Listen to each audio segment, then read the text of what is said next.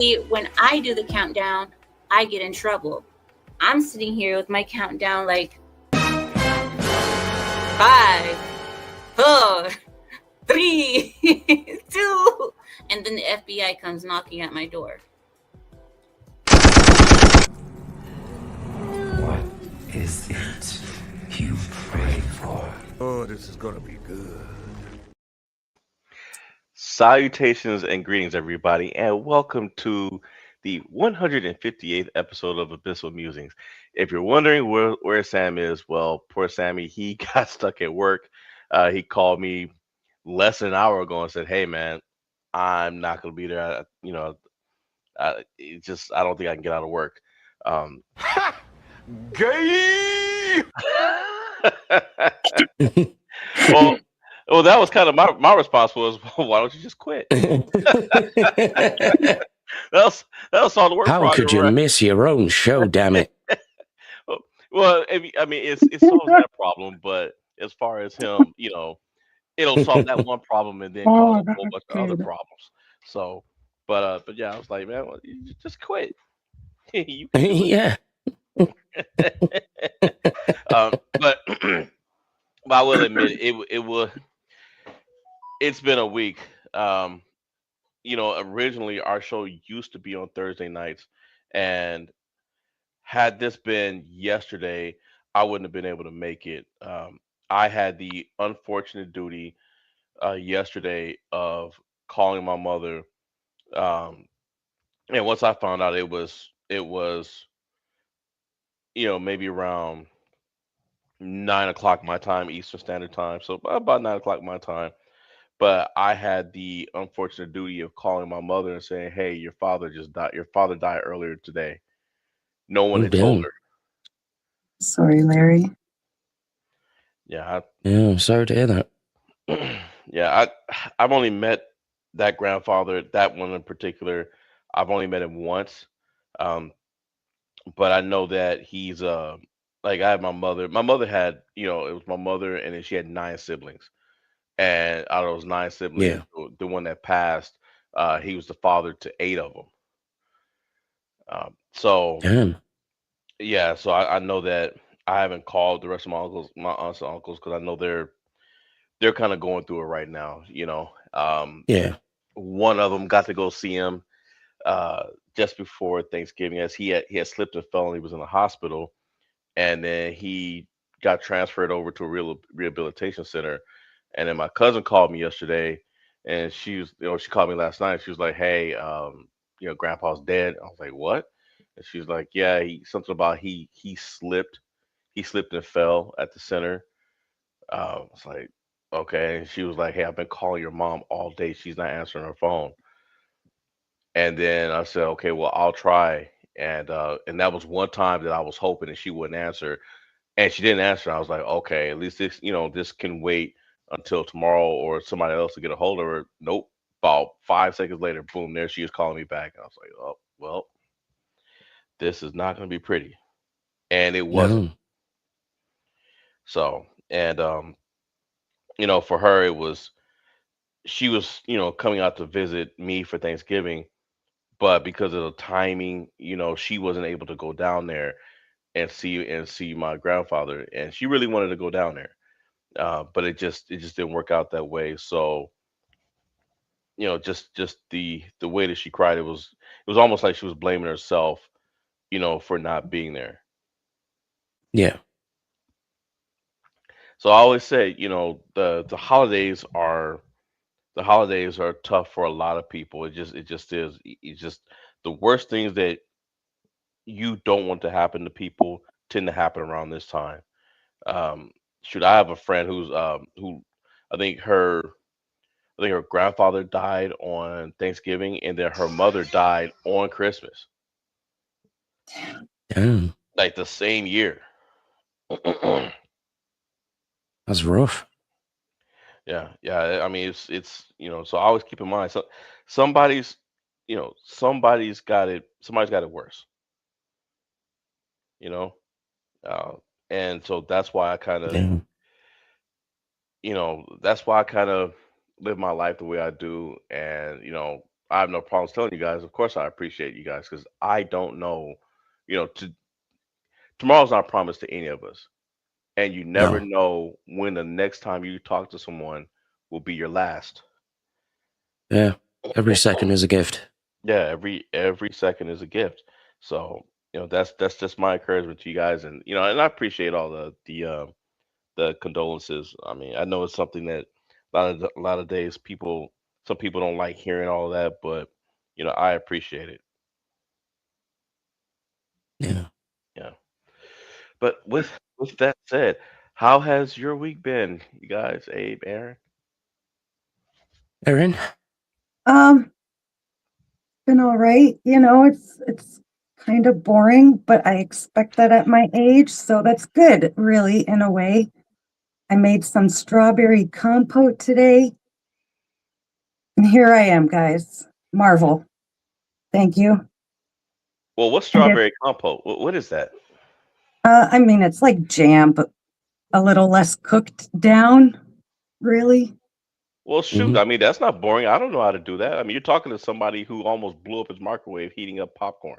I mean, I mean Exciting. macaroni and cheese, not popcorn, mac and cheese. How You know the that. hell You did you know. manage that? All I right. didn't get First from of all, popcorn. let me. I mean, it wasn't popcorn; it was mac and cheese. But you know the crap, the instant mac and cheese that you can heat up out of the box. Yeah. So I Yep. had it was one of those. It said to heat it up for a minute and a half. I put it on a minute and a half. Next thing I know, the microwave is smoking, and I had to open it up. And for the next 2 years, I was banned from my mother's kitchen and my wife's kitchen, who was my girlfriend at the time. She was like, "Nope." So I couldn't go in anybody's kitchen because no matter what I said, I even showed them the directions. I said, "Look, here is the directions. It says a minute and a half." That's what I put it on, a minute and a half. Did you put it in a metal bowl, Larry? No, no, it Okay. was, it had those. It came in one of those cups. You don't take it out. You just take Oh, it's already in a like a little microwave safe cup. and It just yeah. it just All right, but you added extra TNT. Got it. I just added water. That was it. I'm really disappointed that you would eat out of the cup ones, Larry. Gosh, you're supposed to get the box, and do all the What's in the box? in the box, What's in the box? do all the wizardry kitchen stuff. Well, look, I was lazy. They wouldn't trust me to do that much. Already off rip, they wouldn't trust me to do that much. Um, I wasn't I wasn't very I wasn't very handy in the kitchen. I'm getting better at it. Shoot, I went and got me a pellet grill, and been the internet has been my teacher. So I haven't poisoned anybody. Thank God for Yet. that. No, no, no. I've been very careful. I've been nuking everything. My wife was like, "Well, I like my steak medium rare," and I was like, "You might want to get somebody that you can trust to get that thing to medium rare." 'Cause Well, you were like, don't worry about the steak. It'll be charcoal by the time I'm finished. well, you know what? It they actually have been coming out perfect. I mean, really, I've cooked, Hmm. of course, the usual, burgers and hot dogs, but I've cooked steak, um, and I've cooked a chicken, and it's come out right. I just, do exactly what the directions say. I put it in for the time, and I watch the temperature. So I'll use the little, temperature gauge that you stick in the chicken, um, and as soon as I get it up to where I want it, boom, take it out. The chicken, and I think it's got to be at least 165 degrees, 160, 165. So There you go. I'm saying good as job.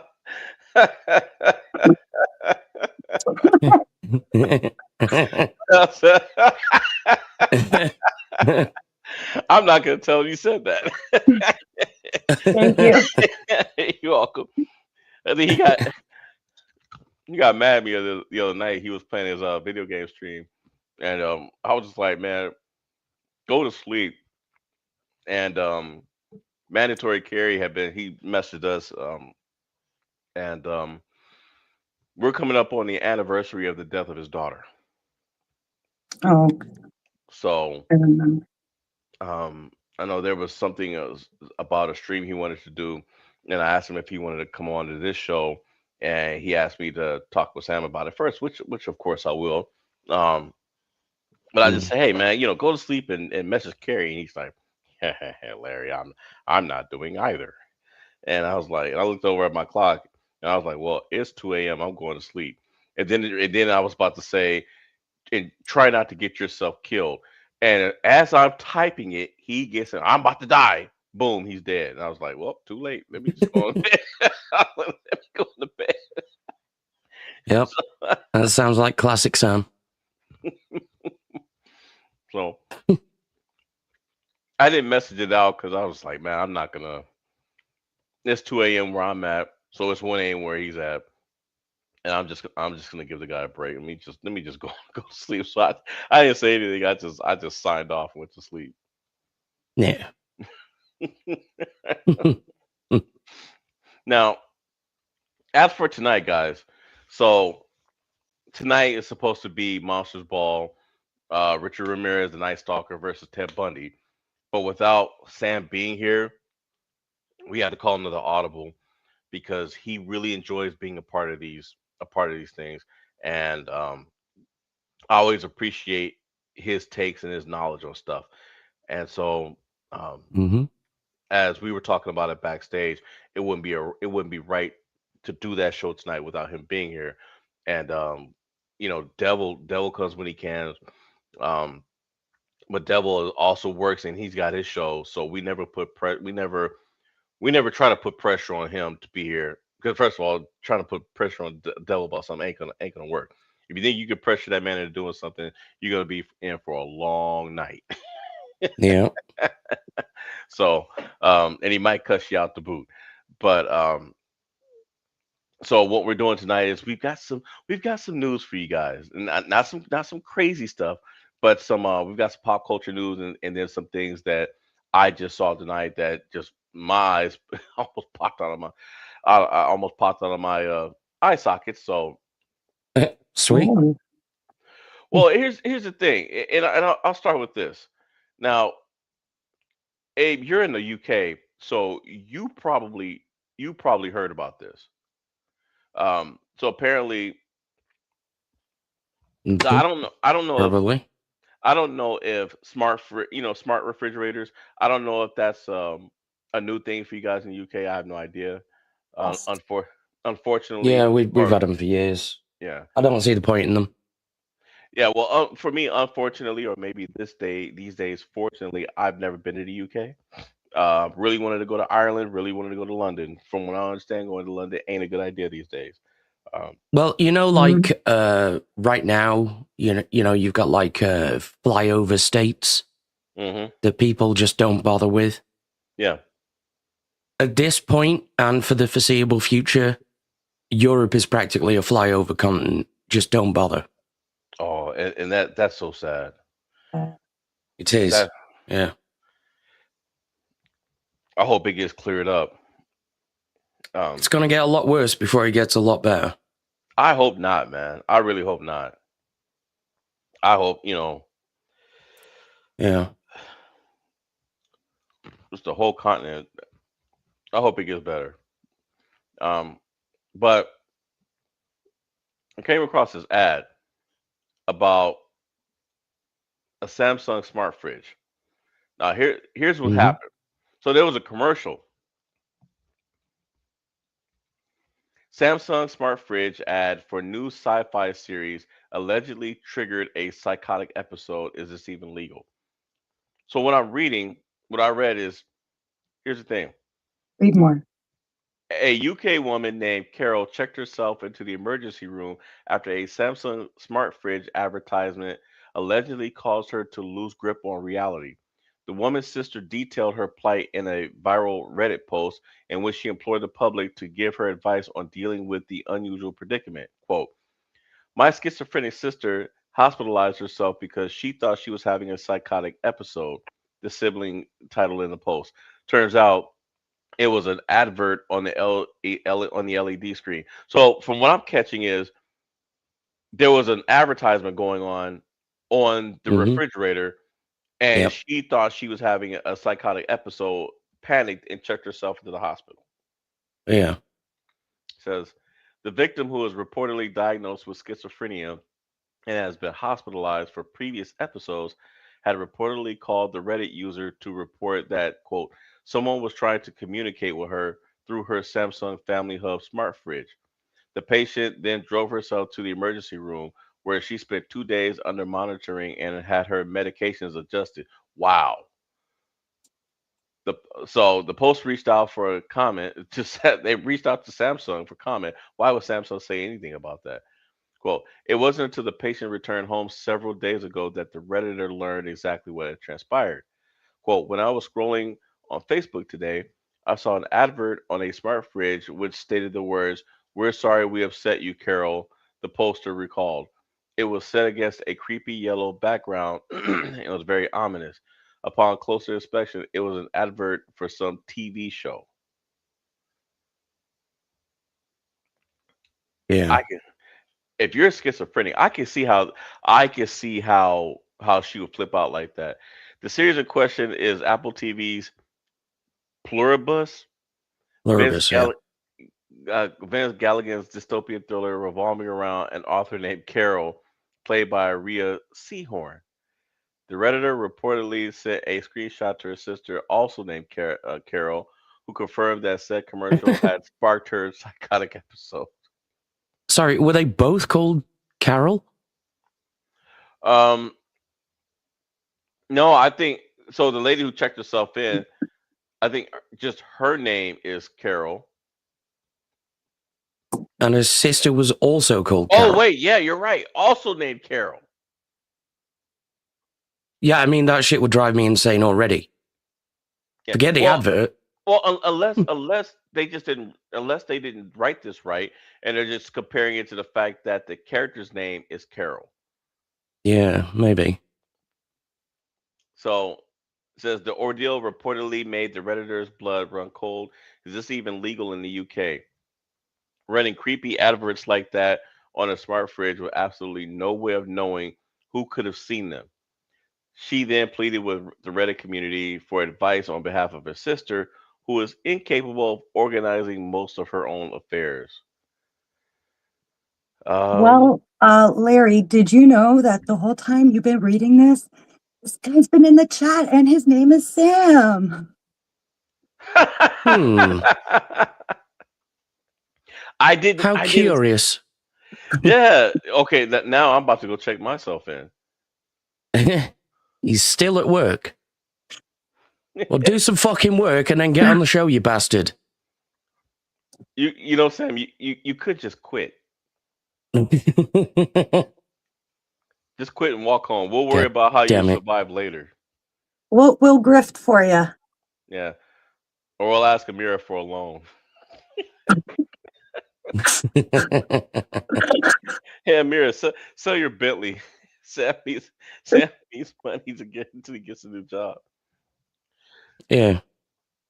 Yeah. Just give him a quick millie, and then he can just quit his job and bloody well get on the show.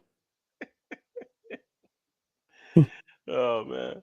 But yeah, that story was a good that caught my eye about an hour ago. Now Yeah. this one I didn't even read this one up close. I Did just the read title grab you? the there's the title.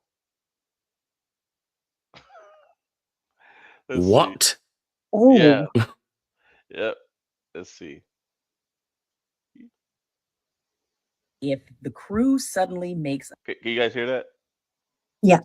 Okay. Yep. ice cream available to the passengers, free ice cream party, it is often because more people have died on the ship than they have room for in the morgue. Right. The music, huh? In a video that's racked up 2.3 million views, Dara Tucker, who goes by Dara Star Tucker on TikTok, left people reconsidering their holidays. Of course she did.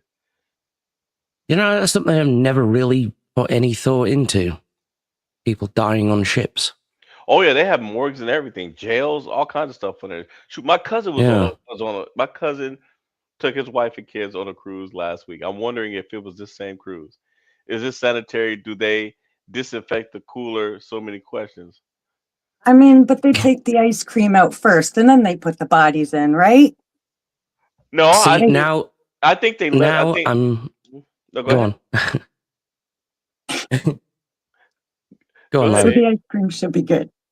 Okay, right. Well, every time you see the frame just before this, every time I see the word cooler now, I always think of Arnold Schwarzenegger as Mr. Freeze. You're not sending me to the cooler. That's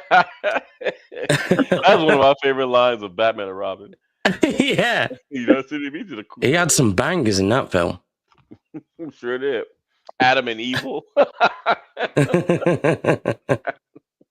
um, but no, Aaron, to answer your question, I think they let the ice cream in there with the dead body to add extra seasoning to the ice cream. Oh, okay. Okay. So, hey, let's see. I am horrified. Even if even if Tucker didn't ruin so many future vacations with her reveal, there's still plenty of evidence that cruises can turn bleak quick. Oh, they usually do. Yeah. I don't think you get much bleaker than the Titanic, though, in all fairness. Yeah. He has more than 130 people on board a Cunard Cruise Line ship that left from Florida were mysteriously struck by a bout of diarrhea and vomiting just this month. See, that's why I've never been on a cruise, man. Every time, and Sam laughs at me when I say this, every time I think about going on a cruise, something happens to somebody. Something happens on a cruise. Yeah. And when I don't want to go, people go and they come back and they tell me how great it is. Oh man, Larry, you should go. Da, da, da.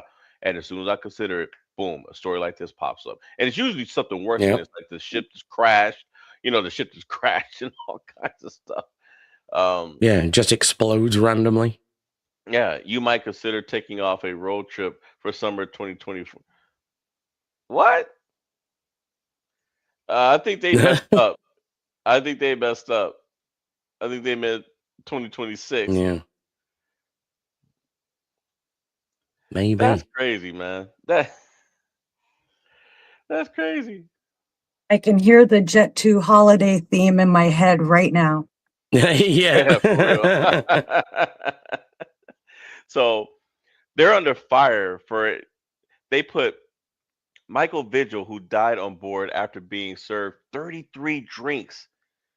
33 drinks at one of the Navigator of the Seas bars in December 2024 per a wrongful death lawsuit filed by his family.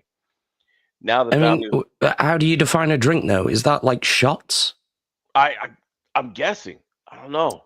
Now the family's lawyer is accusing cruise liner employees of stuffing the 35-year-old California father's body in a refrigerator before continuing on their voyage, ignoring pleas from his fiancee, Corinne Aguilar, to return to Port Long Beach, California. Because here's the thing, too, man. That could be 33 bottles of water. Too much water will kill you, too. Yeah. So the devil's in the details, so to speak, which is why he's probably not here right now.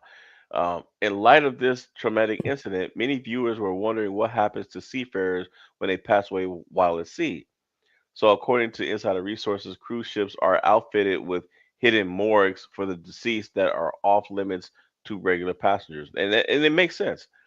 These maritime mortuaries usually present as refrigerated rooms with shelves that are typically located on the ship's lower decks near storage spaces for food, alcohol, and miscellaneous ship supplies. Huh, food, alcohol, dead bodies, ship supplies. Okay. In fact, professional cruise ship singer Dara Tucker made a macabre disclosure on TikTok back in 2024, warning passengers should be wary when a cruise liner throws a free ice cream party. She claims that this is often a red flag that more people have died on the ship than they have room for in the morgue, forcing them to store corpses in the freezer, as was alleged case with Virgil. So yeah, I guess that's the answer to your question, Aaron. They got to get the ice cream out of there. So they Hmm. ice cream out, and then they put the dead bodies in it. Yeah. See, storing bodies that has this off storing.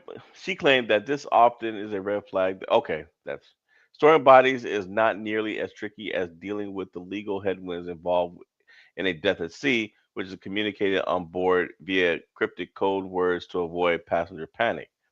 But also, I also have to wonder what happens when it's you're in international waters. I mean, you know what I mean? Yeah. If you're because I mean, aren't the rules different depending on where you're at? I mean, technically, if it's international waters, there aren't really any rules. It's why pirates operate there. Hence the other reason why I don't get on cruises. Yeah. Yeah. That's legit. All right. Well, so let's see. He said that I must have skipped something. Okay. Yeah, it did. Okay. Florida-based lawyer Keith Brayes, whose firm specializes in injuries and incidences at sea, says the cruise companies in general are not obligated to release the findings of their investigation into passenger deaths.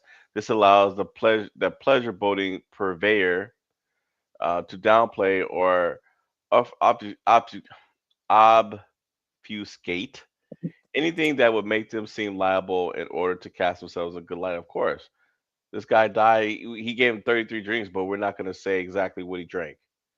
An autopsy will tell him, you know. He said, as a result, cruise liners are likely to attribute the deaths to natural causes, even if the totality of the circumstances at hand suggests otherwise. So, hey, we gave him 33 drinks. We don't know exactly what it was. We think it was all water. Prove it was something else.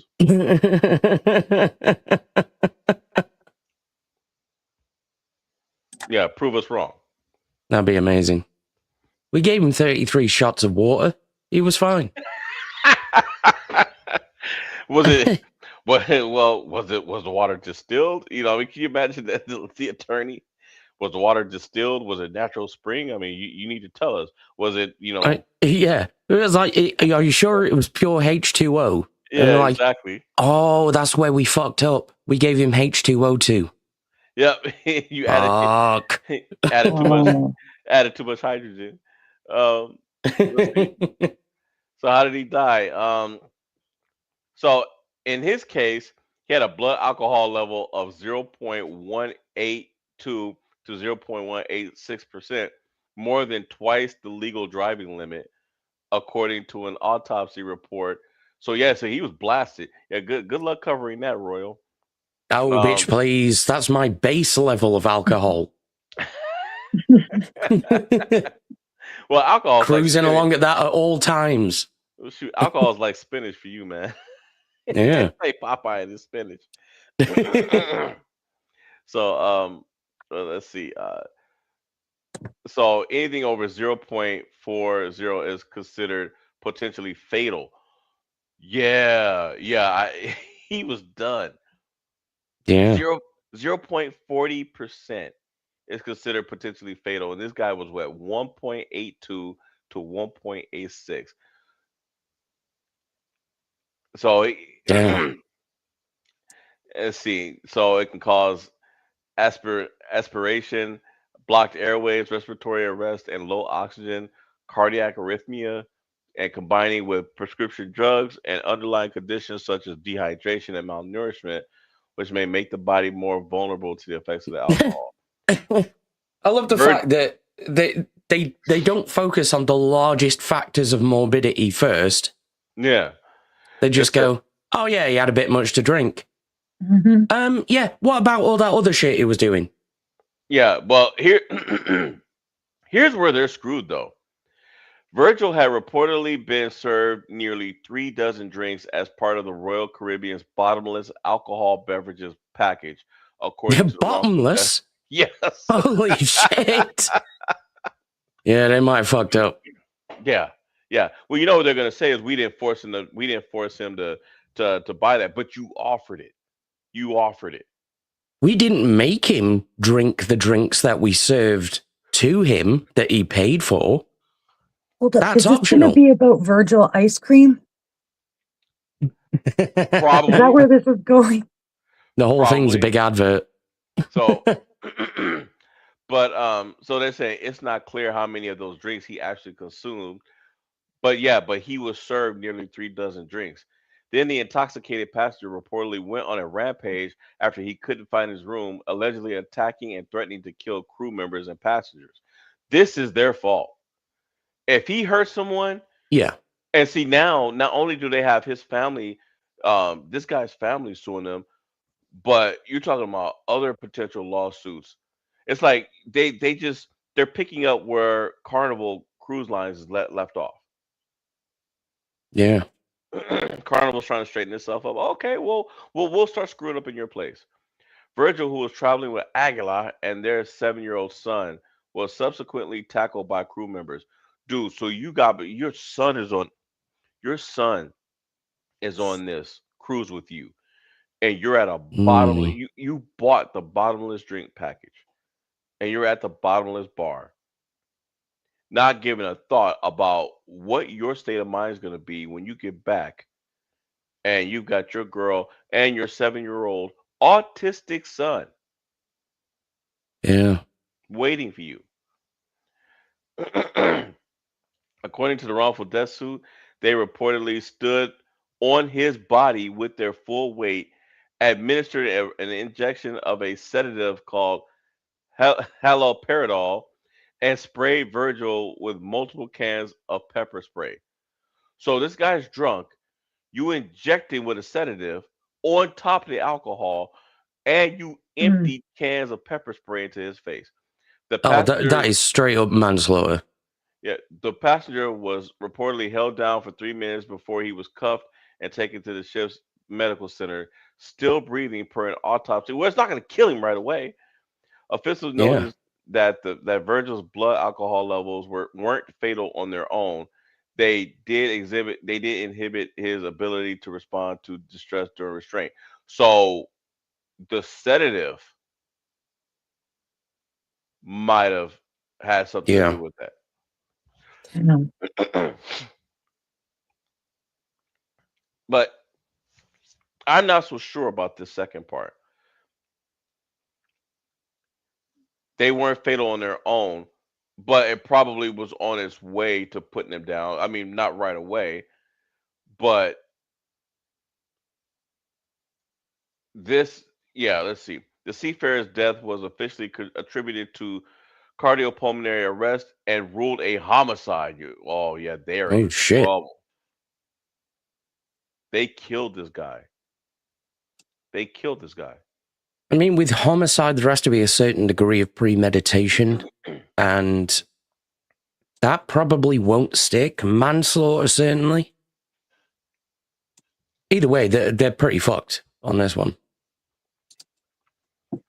But the fact that they're walking around with sedatives to poke people with.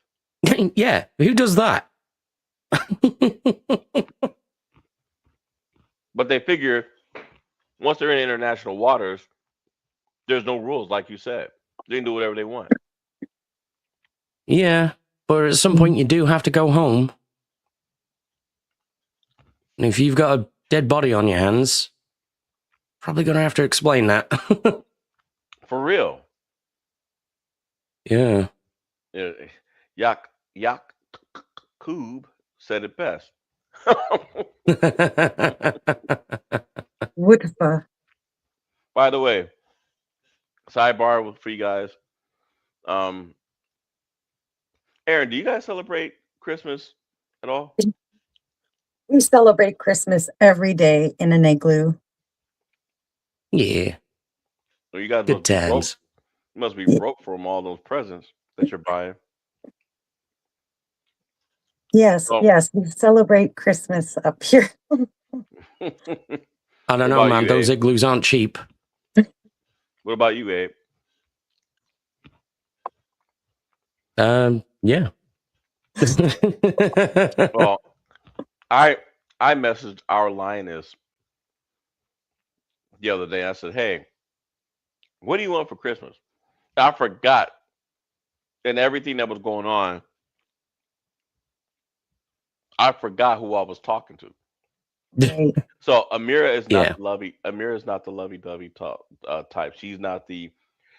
She holds a lot of stuff in. She's not a, you know, she's not affectionate like that. Does she She celebrate Christmas in any way? Right, do vampires celebrate it? no. She see with her, the whole thing is she doesn't really accept gifts because she feels like she in some way compelled you to do it. Okay. But Right. she is she don't get me wrong, she has the ability to love and all that stuff, of course. I'm not saying anything bad, but And ironically, she's a vampire that compels people to do things. yeah. So I messaged her. I said, "Hey, what would you like for Christmas? I want to get you something." And she's like, "No." She's like, she's like, "No." Just no. Yeah. No. So then I sent a gift and said, "But I love you to pieces all the way to the moon and back." Her response to that was in all caps, "I'll kill you." I expect her first response was probably Gay! Well, she said she had to she said she needed to balance out the lovey-dovey stuff. No, of course she God didn't damn it. literally mean that she was gonna kill me. But I couldn't help but laugh. Yeah. So, no, she's just one of those types that like she appreciates a gift, but just telling her that you care about her usually is enough. But Yeah. I'm not sure. But Aaron, you know what? I'm not sure if she celebrates Christmas. I think she gets the tree and all that stuff. I'm not sure, but um, The trying to decorative aspect. yeah, I think the decorative Hmm. aspect. I think she does that, but trying to send her gifts, no. I've been I've been trying for years to send her something, and she just won't let me do it. So I'm like, okay, I mean, I think that's with a lot of people, even who do celebrate it. I don't know. At least in our family, we've only got one child, my sister's son. He hmm gets gifts. The rest of us, we have dinner together. That's about it. And it's fine. It's nice. Yeah, my parents asked me, what do you want for Christmas? And I was like, a good meal is more than enough. Yeah. yeah. When you get older, you care about the present as it's really to me it's really just for kids. For Yeah. me, Mhm. which is why I understand where Amir's coming from. Like somebody asked me, "Hey, what do you want?" You don't have to give me anything. Get something for my kids if you want to do that. You know. Mhm. But when I hit 14, that's when I was done. Yeah, You know. you reach a certain point in which you start appreciating getting socks for Christmas. Yeah. I, When you're 10 I years old, you're like, oh, socks. This is bullshit. yeah, exactly. I want the You I know? want the Super Nintendo, the Super Duper Nintendo, and all that stuff. But yeah, but when Yeah, I hit but by 14, the time you're 30, you're like, fuck yeah, I got socks. yeah, through Father's Day, I got me some ties. I was happy, Hell yeah. and then it caught Mate, me. I was like, I've got a tie collection. Do you know how often I wear a tie? Never. I fucking love ties, though. me too. They be having man. We've become the cliche. We have become I the know, cliche. right? But yeah, I love ties. I want to get a tie rack, and because I have been looking for a hobby to get into, a good collection, and that's probably I'm gonna have ties everywhere, man. I actually slipped and fell on my butt, slipped on a tie that I had just bought, and, Yeah. because I had just gotten through washing my clothes, and so I had them on the floor in the bedroom because I want to, was gonna go fold them. I went to walk to go Yeah. do something, and next thing I knew, I was looking up, I was looking up at the ceiling, and I realized I had slipped. One of the ties fell It's off the like bed. it's like stepping on a snake that's covered in oil. Yep. It's the shit just fucking takes you out immediately. Oh man, yeah, it does. Aaron, don't ever buy a tie. And if you do, don't I look. will really try not to. It's very tempting. well, trust me, that temptation won't last very long. That hospital visit might, though, depending on what happens. Yeah. Yeah, for real. Man, I remember when Sam, over the course of Abyssal Musings, I've probably fallen down the stairs about 3 times at the old house that my wife and I owned. We the last one, and we were selling the house, and we were already moving out, and the house was sold, and so we had to be out in like 3 days. We were almost done, and I went upstairs to put my son. We went upstairs to put my son to bed, and my daughter was already KO'd. She was already knocked out, and I had a tissue in my sweater. Just a clean tissue, but I just had one in my sweater I was wearing. Unbeknownst to me, I didn't realize I had put my hands in my sweater pockets when my wife and I took our son upstairs. And when I pulled my hand out, the tissue had came out and fell right on the top of the stairs. So right before you, right at the very top. We put Oh, that boy to damn. bed.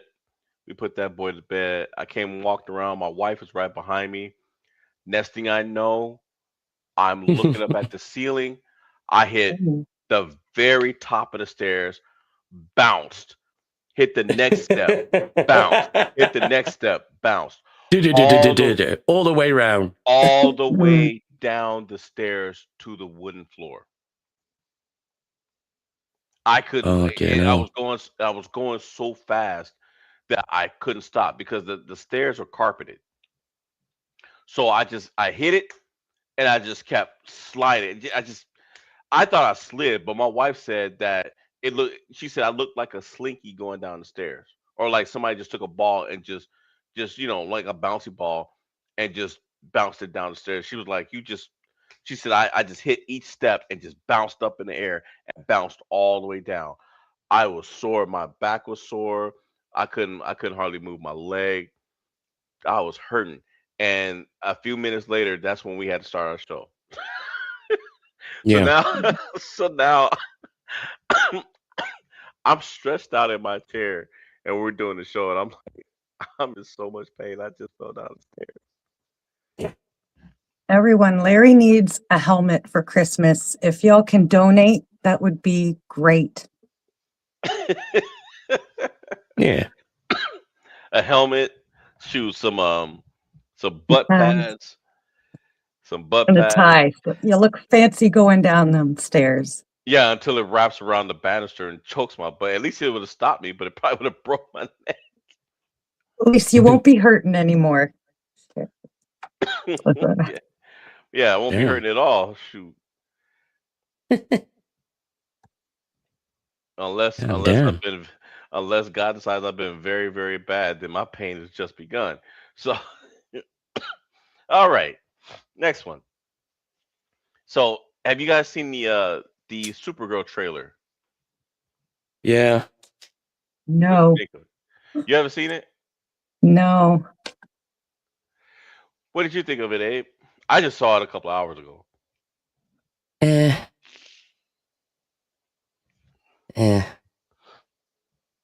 It's You don't like there. you don't like the new take on Supergirl? I have had no interest.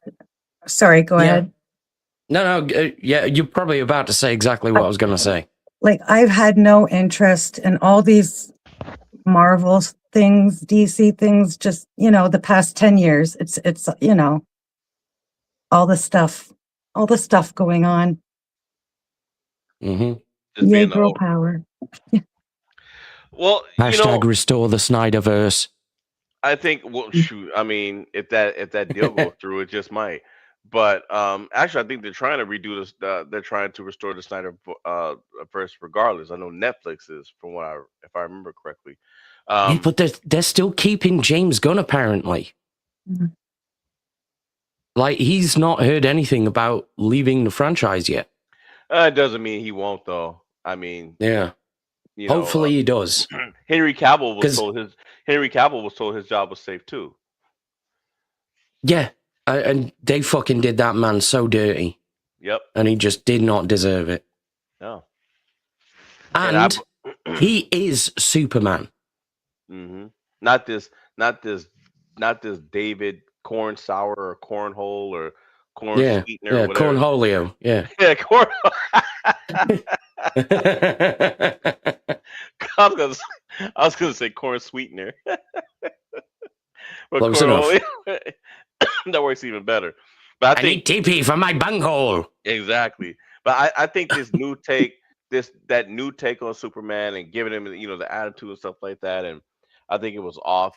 And Aaron, this take on Supergirl, so she's an alcoholic. She's an alcoholic. Okay. So to me, and the whole fight's going to be in space, so she won't be on Earth, which I'm fine with that aspect. That's fine. But it looks to me like this is a hero's journey for her. Now, for me, where things is going south is they proudly announced today that um,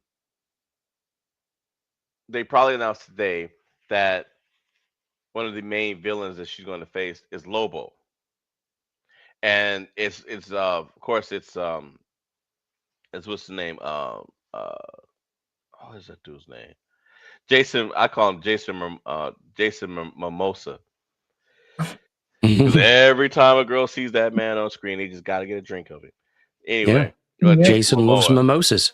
Yeah, he does.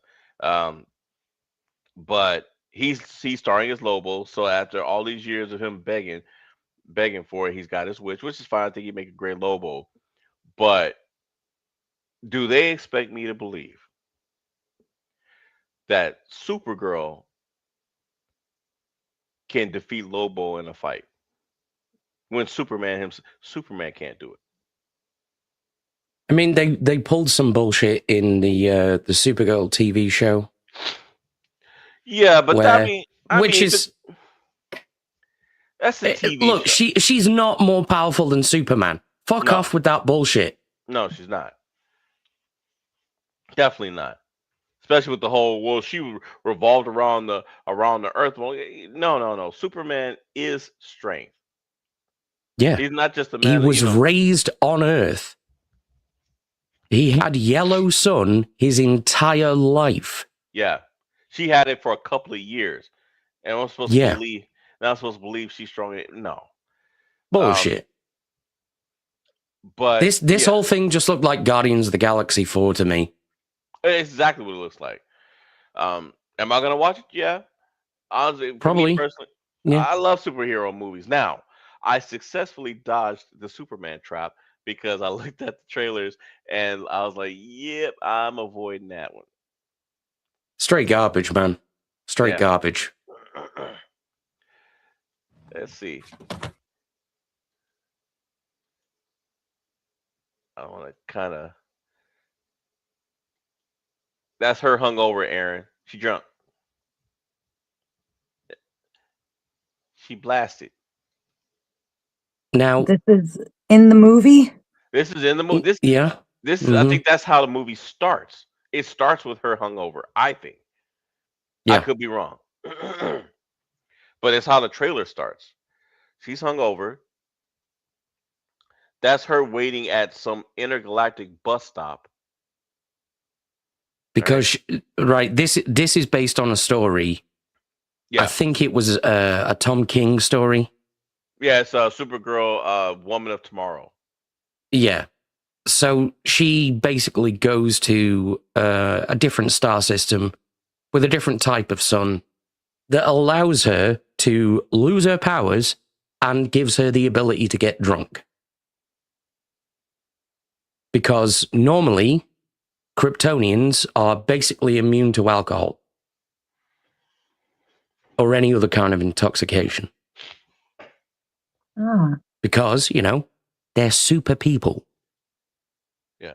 Now the weird part is, like you said, it allows her to get drunk, right? Yeah. She obviously doesn't stay there. Now here's her, you know, she's about to get her drink on. That's her taking a shot. She's probably on a Royal Caribbean. But that's her taking a shot. why does this all look like a music video? Because the way they did this trailer, right at this Yeah. point, they are playing copyrighted music. Now, Okay. I think they set the trailer up, certain parts of it to look like a music video. But Abe is right.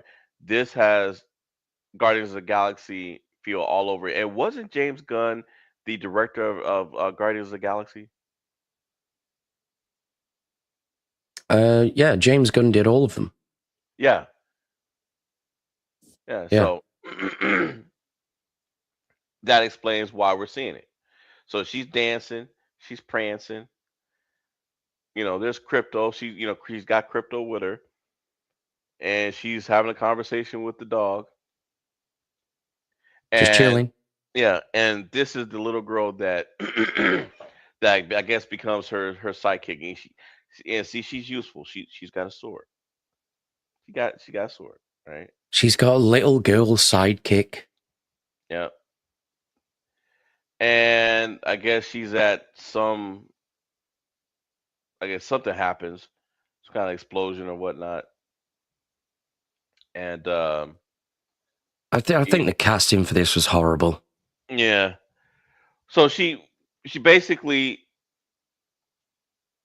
she ends up having to defend people or fight or do something, and she ends up having to save the girl too,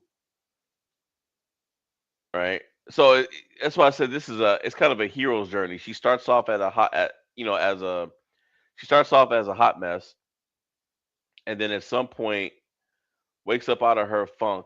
Now there is a photo. There is a part of Lobo in here somewhere. Let me see. Ugh, women. Right, Ardent Party? Old Blindy? Oh yeah. I Yay. know, right? Yeah, see, she's Girl flying and power. stuff. So evidently they must have gone to a different system because she starts using her power at some point. There's Lobo. There's Lobo with the cigarette in his mouth. So they just did a quick tease of him. But at some point she wakes up out of her funk, remembers that she's Kryptonian all of a sudden, and now Yeah. she's got the suit on and she's beating people up. So it is a hero's journey movie. I don't have a problem with it,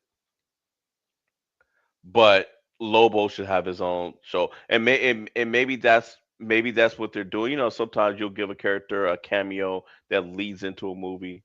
Yeah. Yeah. I could see that. I So mean, that'd be really cool. yeah. So I my guess remember is Jason Momoa years ago saying that when he did an audition for DC and he got a call back, he was like, this is going to be for Lobo. Easily. Because he's Lobo. Like, he's perfect for Lobo. yeah, he is. And they were like, no, you're going to be Aquaman. And he was You're gonna like, be aquatic man. what? Yeah. Yeah. And don't get me wrong, he was a great Aquaman. The He failure was of decent, yeah. yeah, the failure of Aquaman was not his fault. No. No, Now, that second film was just, ooh, yeah. So that was now painful. this is from A Woman of Tomorrow, and if I've never read that particular series, but it is much more grittier. You know, it's pretty much the movie's in line with that comic, with that Yeah. graphic novel. So because she's not in the best place from what I remember reading. All right. Yeah. And again, there's Mr. Mimosa. Now, Lobo is a bounty hunter. So my guess is initially it listed him as the antagonist. I'm willing to bet somebody hires him to hunt her down, but I'll bet he ends up helping her instead. Mm. But I'm sure that they get into some kind of fight, and if you are an avid comic reader and you know anything about these two characters, Lobo should absolutely wipe the floor with her. Yeah, she's had her Amazon training and all that stuff, but Wonder Woman would still whoop her in a fight, and Lobo dang sure should whoop her in a fight. Yeah. Lobo's fucking dangerous. Yeah. And Aaron, I don't know if you know anything about Lobo, but he is the one character in all of Marvel comics or all of DC comics that is so hated. He's not welcome in heaven, and he's not welcome in hell either. He can't die because Yeah. neither place will take him. He's a bad guy, huh? That's how dangerous he is. Yeah, you could literally cut him into pieces and he'll just grow back. Oh, that's not good. Yeah. And he's every bit as strong as Superman. Every bit. What's his goal? Does Do he have whatever an he end? wants. To get paid. Yeah, that's it. To do whatever he wants. Lobo Yeah. does whatever he wants. Do you know what? Of all of the things that the Krypton TV series didn't quite hit the mark with, Lobo they did very well. Yeah. Like, is he good? Is he a good decision-making person? Because, if you can't die, Oh no. should we just No. give the world to No. him? No. Imagine that you are functionally immortal and you're basically Superman and you can do whatever you like and no one's going to give a shit because you can't die and you can just fuck everyone up. And then they're not going to bother with it. They're just going to say, well, he's going to do what he's going to do. I mean, I might fuck everything up. I'm a woman. Wow. It's like being mad at Lobo is like being angry at the ocean. Like, it's just there. It's powerful. It can, if it wants to take you out, it will, Okay. Yeah. Yeah. House of the Dragon, House of Lobo. Hell yeah. But yeah. So we'll see. The Kryptonians of the Galaxy trailer was underwhelming. Oh, hell yeah. Oh man. So, but yeah. I mean, people are already crapping on this thing.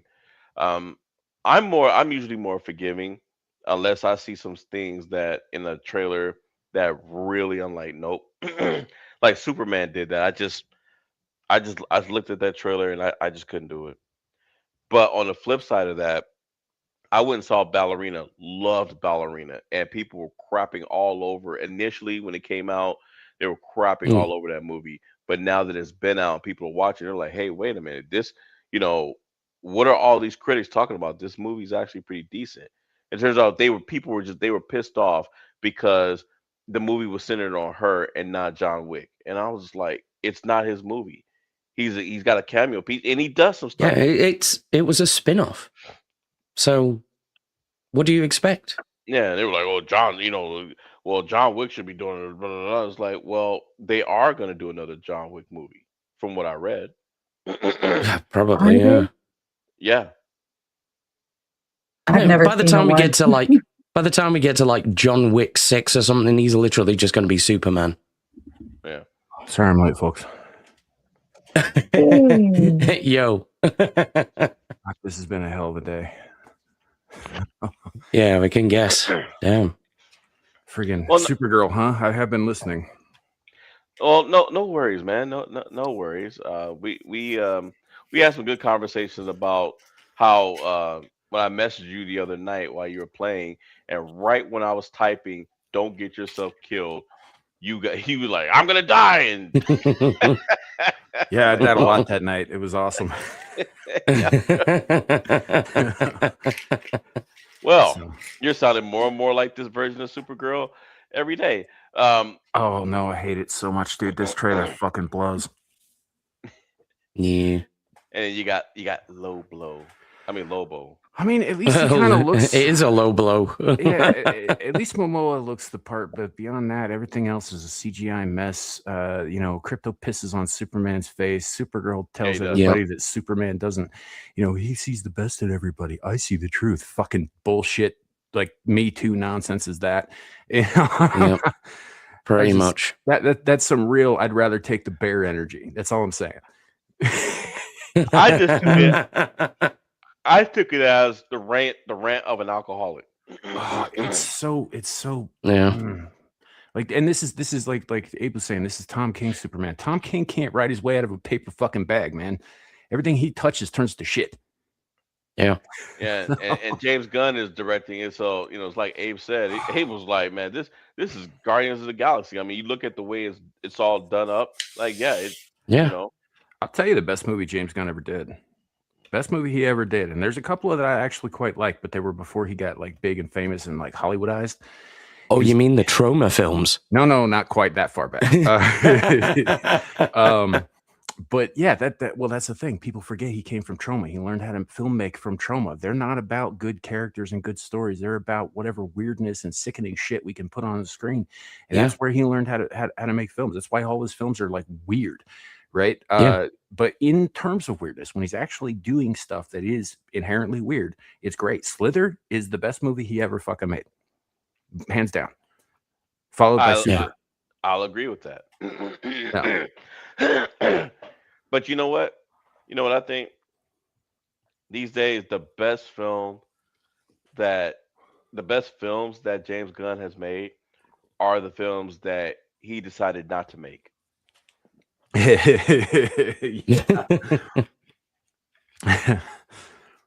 Touché. That's true. I'll give you that. But no, this is, they need to stop. And the problem here is like, because Abe, I heard you said bring back the Snyderverse, and here's the thing about that, man. The Snyderverse wasn't good either. It just looks good now by comparison to this shit. Yeah. Yeah. And Exactly. I know everybody's like, oh, Henry Cavill Superman. It's like, look, those were not Superman movies. I'm sorry, they're not. And they're certainly not good Superman movies. They're fine on their own as long as you can put out the Superman. That was what was so frustrating about it. Is like, why the fuck didn't you give him a Superman movie where he's got more than like 4 lines? There's only one scene in the entire Snyderverse where I believed that he was playing Superman. Only one. And it's in Man of Steel. And is it the flying scene? It's no, it's towards the end of the movie when he's in India fighting the World Machine. Right. Mm. And that moment where it's beating him down and he looks up and he gets that look of like stoicism on his face just before he takes off and flies through the thing. That second, that frame even was the only moment in the entire Snyderverse I believed him as Superman. Wow, Okay. well, I had the opposite, man. I believed he was Superman the entire time. The way he carried himself, the way he spoke. Now, as far as the direction, the directing on the bar scene as well. He can only control so much. But that man, I believed it. The only other person that he's the only person that gets close to Christopher Reeve. When I think about Superman, Yes, I think about Christopher absolutely. Reeve. I get that, man. And let me clarify. I don't think that Cavill can't play Superman. I think he could absolutely play a great Superman. I really do. That's not the character they wrote for him. No. Yeah. That was the problem. No. It's the same issue that he had with The Witcher. Yeah. Yeah, although I'm a whole lot less attached to, Polish misery porn fantasy. The Superman.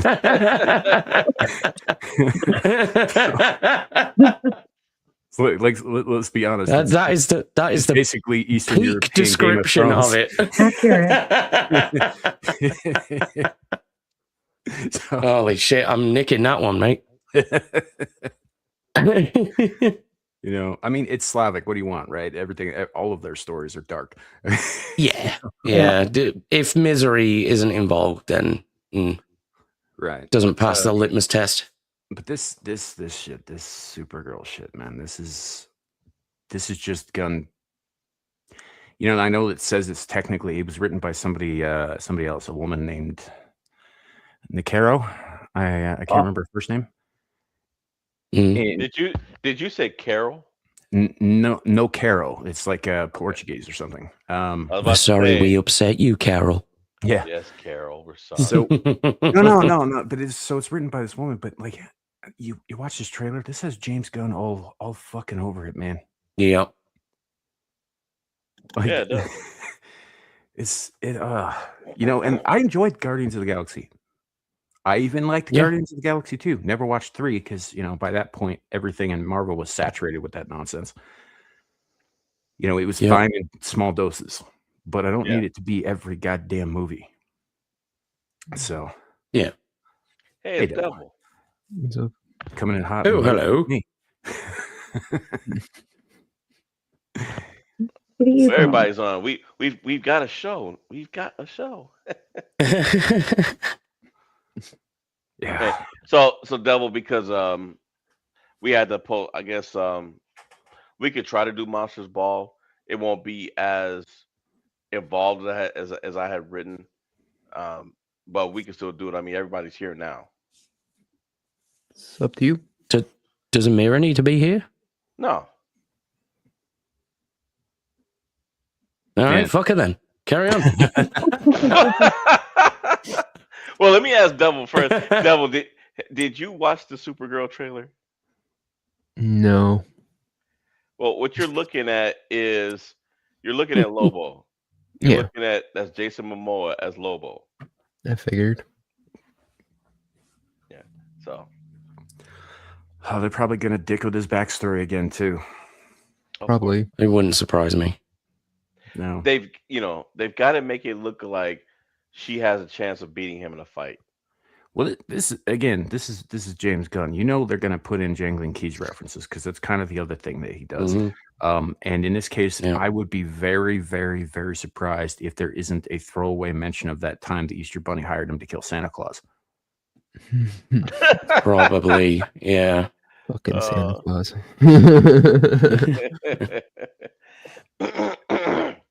Which happened before the retcon, by the way.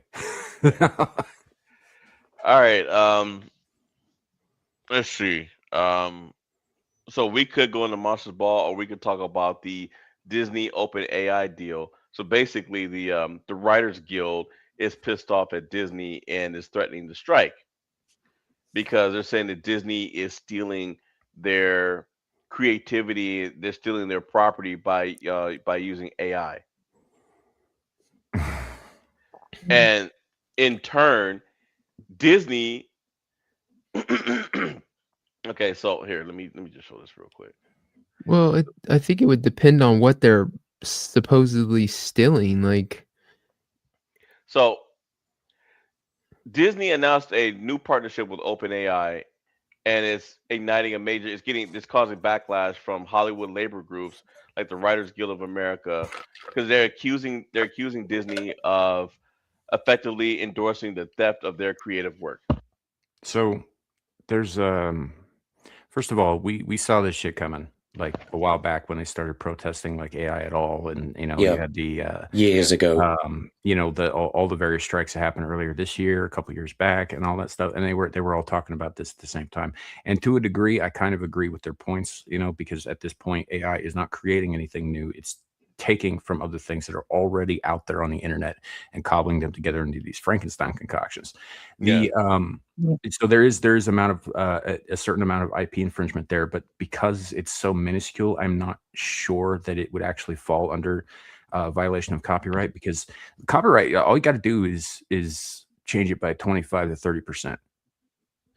yeah, and even that isn't even like there's no set number. That's just kind of like where it's the idea of it is, but ultimately any change can be considered. It just depends on kind of passing court.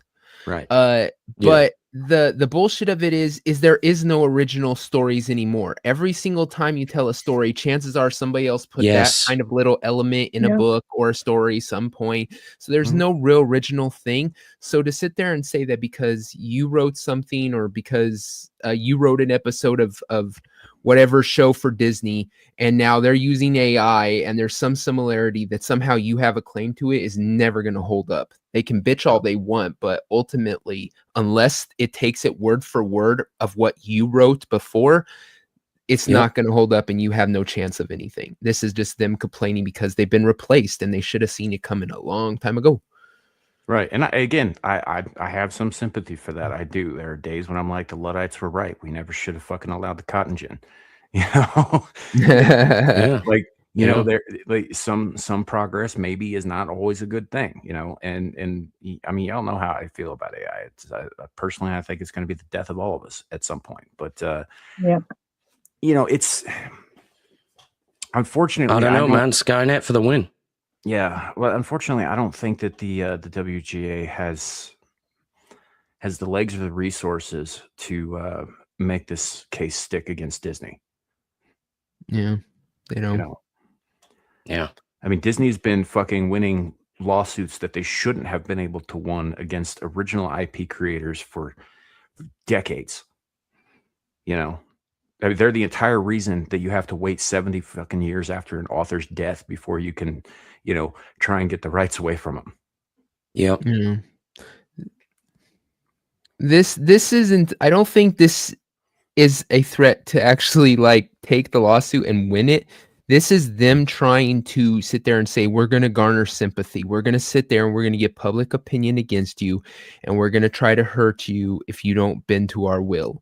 Unfortunately, with Disney, they're kind of in a pinch because they want to save money wherever they can at this point, and not hiring all those writers probably would save them a shit ton of money. Let's be honest. Here's the other thing that occurred to me that look, sharing your stuff out there where an AI can pick it up in the first place is a bad idea. It's a well-known fact in Hollywood. You don't go around telling people your fucking ideas because somebody else will definitely take it. What makes them think that you know, an AI would be any different? Like, you know, I bet half of the shit that gets Skyped is straight out of Google Drives in the clouds. Yeah. You know, like if you don't want AI stealing your shit, don't make it available. Keep it old school, pen and paper. You know, it's that simple. Hi, Mary. Look what you did, Abe. Oh, hello. It's a Hello. mirror. What it do? We're just talking about how the Writers Guild is pissed off at Disney and they're throwing a fit because Disney signed a multi-year licensing and investment agreement with OpenAI. Oh gosh. As if they haven't invaded people's privacy enough. I mean, like I said, I have a certain amount of sympathy for this because I do see the problem with AI because it isn't a creative thing. It cobbles things together from things that already exist, and most of And those it things makes are already patterns. owned. You know, Oftentimes, it makes patterns where there aren't any patterns. right? And sometimes it's really stupid about it too. But but again, that goes back to, like, you know, you don't want AI stealing your shit. Don't put it in a place where it can get to it. Yeah. Yeah. You know, wait till you got that contract locked down, man. Yeah, Use pen and paper. Only communicate using, carrier pigeons. Yeah, it says Get on your here horse and that cart. it says here that Disney's decision to license more than 200 characters from across its vast portfolio, including Pixar, Marvel, and Lucasfilm, we're also committing $1 billion in equity investment into AI. So they just handed over a bunch of stuff over to OpenAI. Yeah, no wonder they're pissed. But like you said, Sam, they should have seen it coming. They knew it was coming. We all saw it coming. We all saw it coming. Like all of us plebs on the ground here on YouTube with our, our little shows and all that stuff. Like, they mocked us for years, saying we're not, we're not real entertainment. They're real entertainment. They're the media and all that stuff. Well, I got news for you folks. No, you're not anymore. We're the entertainment now. We're the media. I got now. news for you. And we were That right means you're about gay. everything you're going through. Mm-hmm. Yeah, damn straight. Nobody's watching television anymore. No one's watching studios produce content. They're watching real people produce content. Yeah. Yeah. So, like I said, I got some sympathy for the WGA, I do, because that sucks. But at the same time, it's lessened by certain obvious things that they should have seen coming and should have taken steps to avoid. It's kind of like an antiquated institution at this point, anyway. Right. Well, like how is it stealing? We were in the situation in 2008. Yeah. What were you saying, Sam? Well, how is AI stealing their ideas if they're out there already? I mean, aside from like maybe going back and like taking the opening sequence of Die Hard or some shit like that, which I get totally, but and the rights holders have every right to be upset about that. But if you're talking about the Writers Guild, these guys are constantly writing stuff. They've got scripts upon scripts upon scripts that have never seen the light of day. And I bet you that part of this lawsuit is preemptively attempting to sue Disney over this OpenAI thing for ideas they haven't even presented to anyone yet. Well, what's bolstering it is, like I just read, Disney handed them a bunch of content. They handed a bunch of content to OpenAI, and on its face, that's what these writers are complaining about. They're saying, hey, they're taking the works that we've already done, and they just handed it to OpenAI. Right. So we did all this work, and now they're just handing it to OpenAI, and it's just, now it's out there for anybody to draw from. Well, if Disney had it, and is it stuff that they already paid for? Because if it's already writing that they've paid for from these people, then it's their writing. Yeah, it's a lot of this shit in Hollywood now. They'll like do the work and then they'll expect somehow like to get back pay for the rest of their life because of it. Actors may pull that off with the whole I get royalties from them showing the show and shit. But if you're a writer and they say write me a script and you write a script, you don't get royalties for the rest of your life off that script. You sell it for them. Yeah. It's as absurd as a construction crew expecting to get a royalty from rent. Yeah. No, you were there to do a job. You did the job. You got paid. Now fuck off. Exactly. It's good. So, and I don't know, man. This whole thing kind of smacks of everybody involved in this smells like entitled babies to me. So, on both sides. It's Disney. They all smell like shit. How throws on about Trump said there were good people on both sides. I'm saying they're entitled babies with full diapers on both sides. Yeah. Jim. So Disney is insisting that the agreement contains strict safeguards, and it probably does. According to the company, OpenAI is not permitted to use Disney intellectual property to train its AI models, nor does the deal include talent, likenesses, or voices. So no wonder that. So like you said, it's just why that makes sense as to why it's only the writers throwing the fit. Yeah. So and it's, I mean, that's the thing, man. Like Amir said, if you sell and Devil said, if you sell a script and you don't have it in your writer, that you get stipend, in perpetuity from whatever they do with the script. If you don't have that in writing, ironclad in a contract, you can't bitch when they do whatever the hell they want with the product you sold them. Yeah. Oh, especially if you're an employee also, you're getting paid. I mean, that's no different than you working at a bank or being an attorney. It's like, you get assigned a case, you're an attorney, and you work the case, and all of a sudden you're supposed to get residuals. You've already been paid for that case that you just worked, but now you're supposed to get residuals anytime some law student reads up on the case that you worked on. No. Well, and how many of these guys? How many of these guys? Because a lot of people are doing this shit now. People are doing it for job applications. They're doing it for letters of recommendation. What they'll do is they'll take bare bones shit and they'll feed it into an AI to have the AI polish it for them. How many of these fucking Yep. writers have done this same thing and then just expected that the AI wouldn't retain that information? Well, imagine this as a test. If you were to go to every single member of the WGA and say to them, point to me where you've come up with a completely original story, how many people do you think could actually satisfy that criteria? Out of the whole WGA, maybe 1 or 2%, maybe. Maybe. All the rest is regurgitation. Different names, different places, same plot points, and that's not same that's not story even new. beats. That's human history. Exactly. Like, we've been telling stories since we were able to tell stories. So yeah. There's going to be a fair amount of repetition. Yes. So the claim that they're making about AI is no different than the job they do. Right. Yeah, especially in television. I mean, how many of those episodes of shows that are essentially the same thing? Every single sci-fi or kind of show has the show where they're in the insane asylum. Yeah, I hate that fucking trope so much.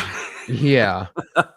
If I have to see another fucking episode of any TV show ever that's called Tabula Rasa or some other random Latin phrase. Memento Mori. That's another one that gets used a lot. Yeah. Just fuck off with that. At least Chris Carter pulled some obscure shit out of his ass when he was doing it. Well, exactly. Yeah. Just get paid and then fuck off. Yeah. So exactly. And here's the thing. I don't even think it's impossible to tell original news stories. I don't. I just think you got to work at it. You got to work at it, and people just aren't willing to A, work at it, and B, the market dictates that everything be adverse to risk. Yeah. It's the job is disappearing, and that's not the first time it's happened. There's plenty of jobs that people have had that the industry just cleared up, and there was just nothing left for them. Right? How many dudes built, loved comic books, built the comic book store, and now are out of business because no one's buying comic books, and that they can't get online and shit. Record store, same thing. Some dude loved music, learned everything he could about music, had a record store, sold, and then now it's closed down because you can get everything on freaking streaming. Industries dry up. So writers you're the next industry, I guess. You find something else to do with your life. It's just as the media learn to code. They don't always end either. Sometimes they just change. Sometimes they're less relevant, but they're still around. Stage acting is still a thing despite films, right? Radio is still a thing despite television. It's just changed because it had to survive. And contrary to the reason why some people don't believe that evolution is a thing, chimpanzees still exist. I mean, so do bonobos, but let's not get into that. Yeah. Yeah. They go hard on their gay sex. Yeah. Chimps will just kill you. Bonobos will romance you first. Yeah. They will just bone. Now check this out. The second half of this whole Disney thing. So while Disney's being I wouldn't say attacked by the Writers Guild, they're going after Google and saying that Google has copyright abused their stuff. LOL. This whole thing is fucking retarded. Retard on retard violence. This is like, I mean, you know what? Just fucking set each other on fire already. Go snip some glue or something. Leave the rest of us the fuck out of it. Yeah, look at it. Look, Disney has ignited one of the most explosive entertainment tech fights of the year, accusing Google of using artificial intelligence to unlawfully copy and distribute Disney characters on a massive scale. So the very thing that the Writers Guild is accusing them of doing, they're accusing Google of doing. See, I'm looking at this thing that they've got up on there on that screen, that first image of the robot. And there are elements of a number of Disney properties that are folded into that one thing. Like you could say it's got some design elements from Fantastic Four, from Wall-E, from BD1, from the Jedi Survivor games, which is Lucasfilm, still Disney. You know, it's yeah, and that's something that Disney made by that's a Frankenstein monster in and of itself, right there. Yeah. You know, it's cobbled together from properties that they bought from other people. Yeah. You know, so I don't know. I don't think Disney's got any fucking right to bitch about fucking copyright infringement, actually. Oh God, they've from the very beginning they've taken from other people. I mean, if haven't you ever watched that movie about freaking how they got a hold of Mary Poppins? Like have. Yeah, like there's they've been up to shady shit from the very beginning. Yeah, they are some of the worst about it. So yeah, it's funny that they have they've capitalized and stolen so much European folklore and turned it into animations, and they're some of the most popular things they've ever produced. Right. You know, or like you Sleeping know, Beauty was Arab, Abe. Yeah, or like the Winnie the Pooh franchise, right? They held on to the license for that for how fucking long? Right? Yeah. Right. You know, A.A. Milne's been dead for a very long time, man. You know? And you still can't use, like, obviously these specific Disney iterations of those characters, right? You still have to like change them, but you know, like these guys have been up to taking other people's property and making money off of other people's ideas. They're pretty much their entire existence. I think you go back far enough, Walt Disney was, I think, the last one to create like original characters. Yeah, and he was the first. Yeah, that's bad. So, but yeah, they actually sent a cease and desist letter to Google. fucking hell. They sent a cease and desist letter to them. This is some bullshit as well that could have just been sorted out with a phone call between the executives too. Mm-hmm. Right. Okay, but yeah, I just wanted to show this. Disney says Google AI is training on copyrighted works without permission. Okay. Well, yeah, but so is OpenAI, who they just entered a partnership with, and handed over a bunch of property, a bunch of copyrighted property to. Yep. And, under the understanding that they're not supposed to train them. Then what are they supposed to do with that stuff? They can't train the bots. What are they supposed to do with it? Please, like they're train not these actually, nuts. Yeah, they're going to be training them with it. Yeah. Exactly what they claim that they're not doing. Yeah, it's the whole thing's just a song and dance. Honestly, I think that this is the entertainment of today, right? What we're watching, you know, these corporations and these guilds and whatnot are, you know, doing their little feuds and shit. This is what the entertainment is. This is far more, in my opinion, far more entertaining than anything they're pumping out fictionally. Yeah, I'm inclined to agree. When real life becomes more entertaining than fiction. Yeah. Thanks, leftists. You fucked all that up for us. Yep. All righty.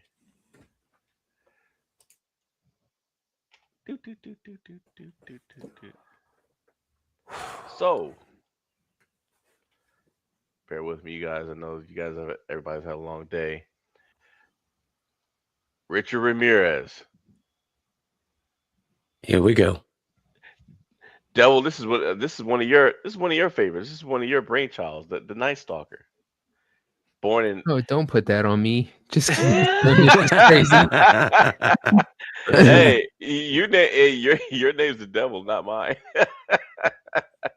But this psychopath was born on February 29th, 1960. Wait, this dude was born on leap year. 29. What is he, like 12 by now? Yeah. Well, he was 53 when he died. But so he was born in Texas. The youngest serial killer of all time. Pretty much, technically still a minor. He was an American serial killer, a rapist, and a burglar who took out at least 13 people in California between 1984 and 1985. He wasn't Was just a convicted. rapist; he was a freaking child molester. Yeah, in fact, his first victim was. Do Yeah. count them? Do they Say that again, Amir. do they count them by their real age, or do they count them by their actual birthday? By actual birthday, since February 29th only happens every 4 years. Yeah. Okay, so then he's actually like 12, technically. Yeah. Yeah. Technically, yeah, but a Okay. court isn't gonna Yeah, reasonably interpret it that way. They're basically gonna count That's March 1st as his birthday. Yeah. Okay. Okay then. Because technically he did see, so amount of winters and so amount of summers and so on. So Mm-hmm. Yeah, Right. absolutely. Right. he saw 29 summers. Yeah. Okay. So the snow has fallen 37 times since I was born. but yeah, so he let's see. So he was born the youngest of 5 children born to Mexican immigrants. When he was 12 years old, a cousin was in the he was a Vietnam War veteran. Showed him photos of Vietnam. Okay, I'm gonna skip that. I want to read about that. 1984 is when he committed his first known murder, raping and stabbing a 79-year-old widow. However, Oh, he's a real winner. however, in 2009, his DNA was linked to the murder of a 9-year-old girl. So this 9-year-old was actually his first victim. Yeah, I mean, not to make too macabre a reference, but lions usually go after the very young and the very old too. Mm-hmm. I mean, and not to call this guy. I'm not trying to put any kind of respect on him or anything like that. I'm just saying that predators will go after easy prey. Yeah. Well, yeah, why would I want to work harder if you're there? I mean, you're right here. Right. Right. And if she's falling and can't get up because she busted her hip, she ain't gonna be able to run away. Well, what it sounds like you're saying is lions are bitches.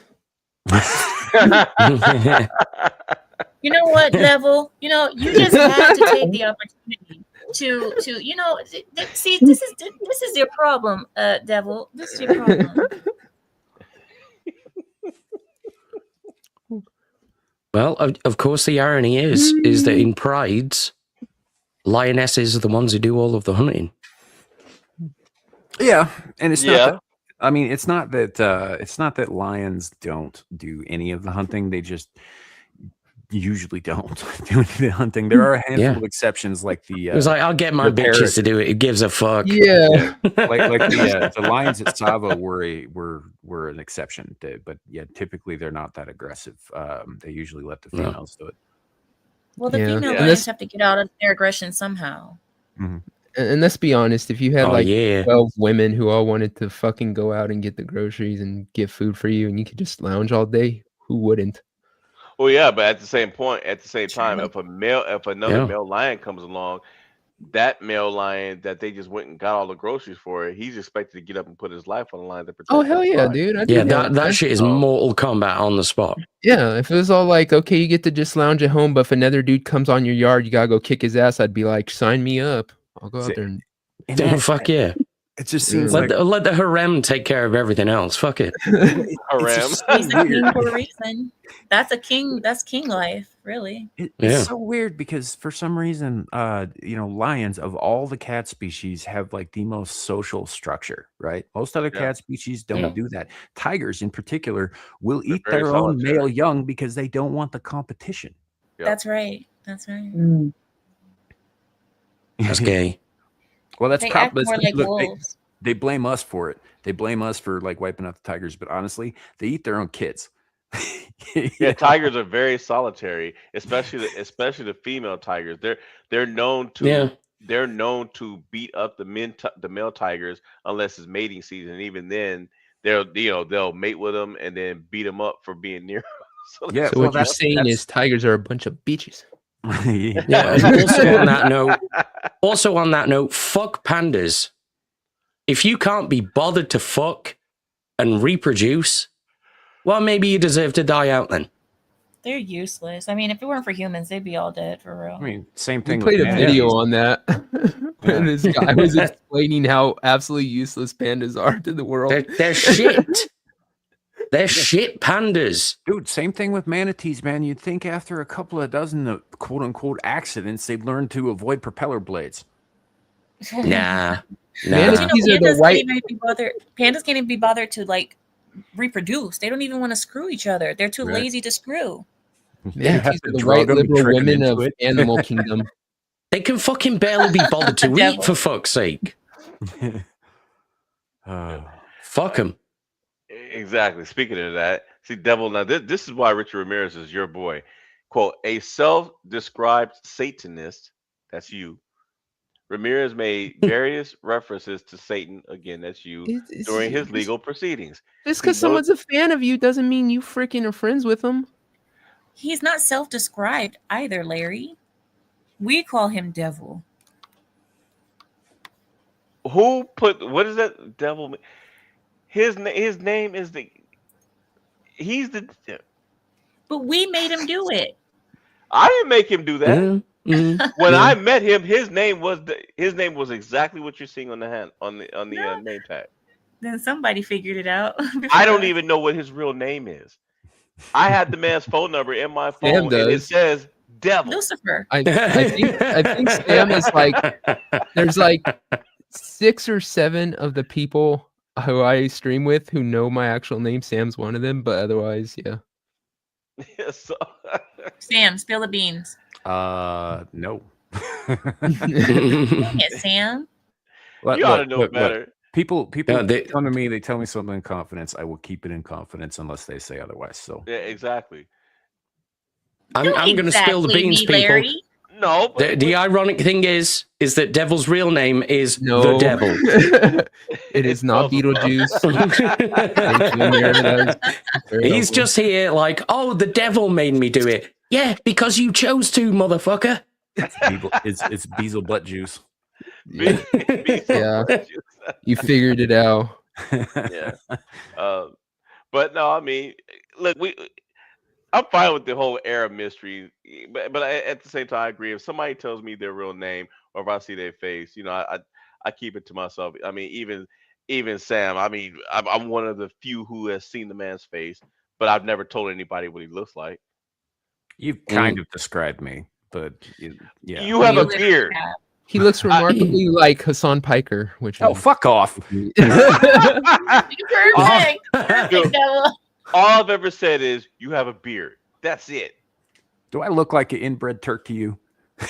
You really want me to answer that? You know what? I'm gonna get you a shot collar, motherfucker. Depends what region. It depends what region, Devil. Mm-hmm. Mm-hmm. Ugh. He's actually a trans Chinese man in a wheelchair. But yeah. Trans Chinese man. Yes, Yeah. yes, folks. Sam does in fact have a face. This is in fact a character and an avatar on the internet. Sam Oh, looks and he's gay. Sam looks like the older version of that emotional damage guy. Emotional damage. Yeah, I look just like Stephen Hay.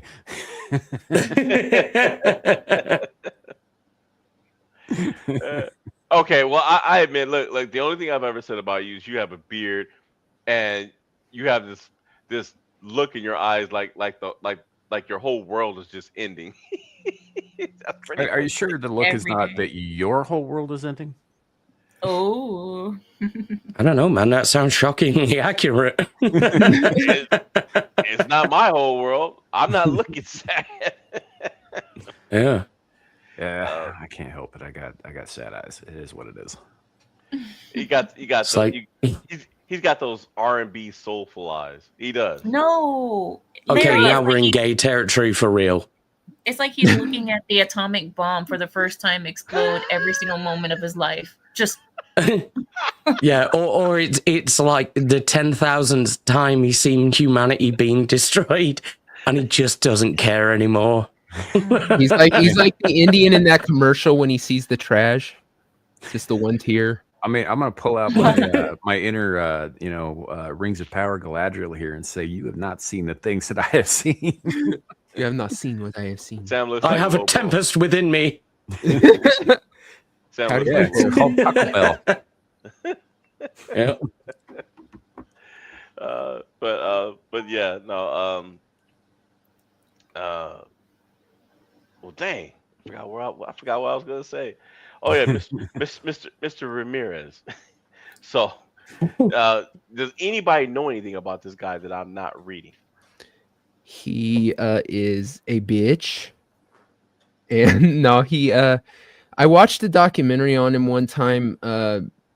He just all kinds of messed up, but the more sicker stuff, like besides all of his crimes, was just how like crazy people went over him. Like there were girls in the courtroom and shit. He became like a, I don't know, like a pseudo celebrity, which now is like commonplace for serial killers, but at the time was kind of, I think, weird that he got like such a big fan base. There's some weird stuff in the documentary about him.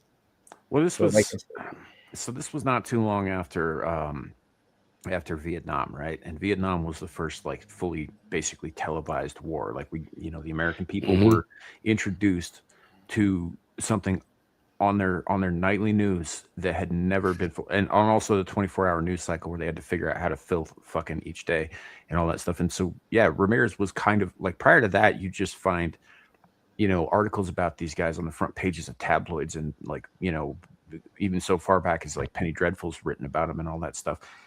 He was big news, and he was in your face. He was front page on respectable newspapers. Like he was essentially like the first celebrity killer. I mean, look at his jawline. He has the jawline for it. Yeah. ask him to open his mouth. I mean, he had some fucked up teeth, man. Oh, really? Yeah. Did he? Yeah. Because he was like a drug addict No, did too he? and stuff, and it messed his teeth up. Oh. And so yeah, he but yeah, if he just like that, yeah, they were trying to put him as this like girls were throwing themselves at him, and he was just loving it. Like when he was in court, he would smile at him and stuff like that because he got no attention. Yeah, he got no attention Okay, no. in his normal life, but then the second he becomes this serial killer thing, now everyone's like, oh, he's so cute. Yeah, if And it was Freddie just Mercury crazy. was a straight incel, he'd be Richard Ramirez. Yeah, and Ted Bundy was like, I like how this guy operates. I might try and do some of this. Yeah. Look at this. Look how jacked up his teeth is. Get the other picture, Larry. Which one? The one on the bottom, right there. Yeah. Ugh. Wow. Oh, damn. He looks like a toddler. We sure he wasn't British? Fuck you. Chances are I've got better teeth than you, motherfucker. Eat a dick. He kind of looks jaundiced, like he's got a Triggered little much? bit of the like he's got a little bit of the scurvy too. Yeah. he might. Maybe that's Give why him his an teeth are orange. falling out. I mean, in all fairness, back then, like everything was tinted a little bit yellow. That's true. That's true. And I also made a That's mistake the because excuse that the British say. Ted Bundy was in the news at the same Oh, time. fuck so- you too. Mhm. Don't get triggered on me. Yeah, garlic. Yeah, for real. God, dude, I watched Ted 2 the other day, and that bit where Amanda Seyfried finds out what the term "fuck me eyes" means, and she's like, "Do I have fuck me eyes?" He's like, "No, you have more. Give us the ring, my precious eyes."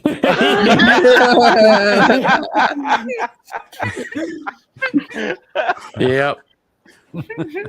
I've actually It's had so to on explain point to as people well. what fuck me eyes are. That's crazy. All right, let's look at some Richard Ramirez facts. So I don't know how. I mean, this is just regular AI, so who knows how? I guess it's mostly believable. A But grain of salt. Grain of salt. yeah, grain of salt. But his victims, like Amir said, he went after the weak. His victims were diverse, though, including men, women, children, and the elderly with varying racial backgrounds. Okay, so he was like Jeffrey Dahmer, which Oh, so initially, he was an equal opportunities murderer. yeah, so he was basically he was a liberal, which initially Yeah. baffled police who typically profile serial killers with a specific victim type. Mm, Modus operandi. that had to be hard if he has no type. Oh yeah, yeah, and I'm sure that's why he did that on purpose to make it harder for him to get caught. Mm-hmm. Well, Let's see. yeah, I mean, I don't know if that's like I'm sure that might have been some of his initial reasoning and all that, but the guy loved the limelight. He loved being known for what he did. Okay. I mean, what was his other option? Be unknown and just be a loser and rot away? He already Well, had no teeth. Yeah. well, that's what he was, and that's the thing is he after he got caught and got all this celebrity from it, he was eating that up because he lived his life as a nobody, the person no one looked at because he was just this, like I said, he was this gaunt, skinny dude who no one paid attention to, and that and then all of a sudden now everyone's paying attention to him. And probably the best thing in his whole life was the day he got caught. Yeah. Real quick, so I should probably clarify too. Bonnie and Clyde, like you're correct about that. They were, kind of celebrities and all that stuff too. You could go probably as far back as, I mean, even Jack the Ripper to a degree was, but he was more like tabloid shit. Bonnie and Clyde, you're absolutely right, but they were mass murderers, Yeah. not serial killers. So Yeah. Big difference. It's in their case. There's always been a kind of romanticism of a criminal element, just like a perfect example is Robin Hood, right? The this guy who does these things, but he's got a heart of gold, right? But yeah, you're right. With serial killers, it's a little different. They weren't always, and not even Jack the Ripper. People were scared of Jack the Ripper, but if they caught him and paraded him through the town, the girls would be throwing their underwear at him, right? I mean, he was revered. Right. He was more urban legend than anything else. Yeah. There's hold on though. I'm just thinking, right? If one is an indiscriminate killer and the other is an equal opportunities killer, is there any difference? I think it has more to do with like so with serial killers in particular, there are certain things that they do mostly have in common that they don't have in common with say mass murderers, people go on killing sprees, right? Generally stalking one victim at a time. Usually there's some kind of trophy taken, there's and this is something that a mass murderer generally doesn't do, right?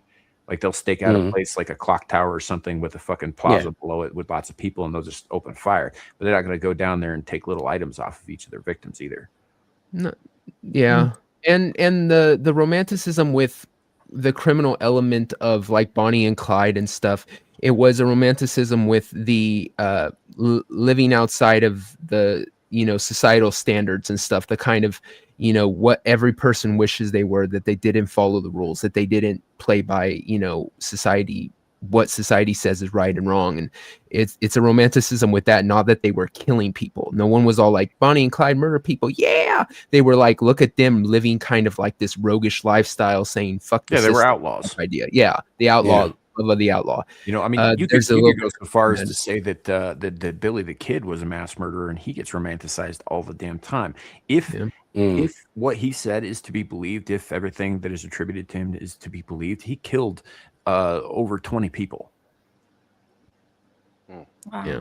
Right. And like I said, a lot of other nasty stuff. He literally, one of the first things in the documentary I watched was he kidnapped a girl, took her, and raped her for multiple hours. My gosh. Yeah, mass murderers usually don't do that. They're very in the moment. They're very, like, oh, you're in my way, I'm going to mow you down kind of thing. And then they forget about their victim and move on to the next one. Yeah, he's on a whole other level of sick. He was just, in his brain, nothing else mattered in the world but what he wanted, and where there was sexual gratification, where there was, and he didn't see people as people kind of thing. It was very, They were They were chess pieces, basically. Yep. So how did he get caught? It says a teenager noticed the license plate number of Ramirez's stolen car. A single fingerprint found on the rearview mirror matched records from a prior arrest for auto theft, and his mugshot was released to the public. He was recognized by a mob of citizens in East LA on Chase August 31st, 1985, beat. who beat him and held him until police arrived. Yep. They chased him down. He was, I think, noticed on a bus. He was on a bus and people noticed him. And so he got off the bus and they literally just started chasing him and ran him down and just beat the Wow. living crap out of him. Nice. Well, he was Yeah. a little Weasley guy too. I mean, it's Yeah. not like, and I mean that's the other thing about guys like who was Kemper, the guy we were talking about a couple Edward Kemper, yeah, couple months ago. Kemper He was an was a exception. monster. Yeah, but he was an exception. Most of these guys are not like, Yeah. these like massive, dudes who would go toe to toe with an entire police squad if they had the opportunity. Like this dude Yeah, was most are punks. small and weaselly. Which explains why he went after the weak, Mhm. the elderly, kids, stuff like that. And like I said, his killing methods were diverse. I mean, shootings, all kinds of stuff. So I guess he just sized the person up and decided what was the best way to take him out. Hmm. Shooting, stabbings, bludgeonings with hammers or tire irons. I mean, he would sometimes force victims to swear to Satan, swearing to you, devil, or drew satanic pentagrams on walls of his victims or on his victims' bodies with lipstick. That seems a little tame for a serial killer. The lipstick thing. I'm just saying, if you've got a if you're fucking not knife or a going full crowbar there, Buffalo why Bill, not just carve it into their flesh? That's all I'm saying. If you're gonna do it, do it. yeah, if you're not going full blown Buffalo Bill, get the fuck out. Maybe he Don't do felt it, that YouTube. doing I was kidding. maybe he felt that doing all of that would be in poor taste. Well, he was classy. He had class. Yeah, he had twisted class. He had his own You brand know. of twisted class. Yeah. Alrighty. Well, we've reached the limit. We're gonna have to pick this up next week with Mr. Bundy, and then we will follow through with the actual match. And next week we will also do a what do I call it? We're going to do one of our eerie travels. I'm thinking about doing next week's haunted travels on Saudi Arabia. Okay. That should be interesting. I actually want to do a show on Saudi Arabia. They're doing a lot. I mean, it's like people just looked up and realized, hey, wait a minute, they're buying this entertainment IP. They're doing this. They're getting into video games. It's like people they were looking at China and didn't see Saudi Arabia coming. Well, to me, those seem like the death throes of a dying state. Those are kind of like different scenarios. Saudi too. Arabia, a dying state. China's Yes. in economic Are you free fall. lost?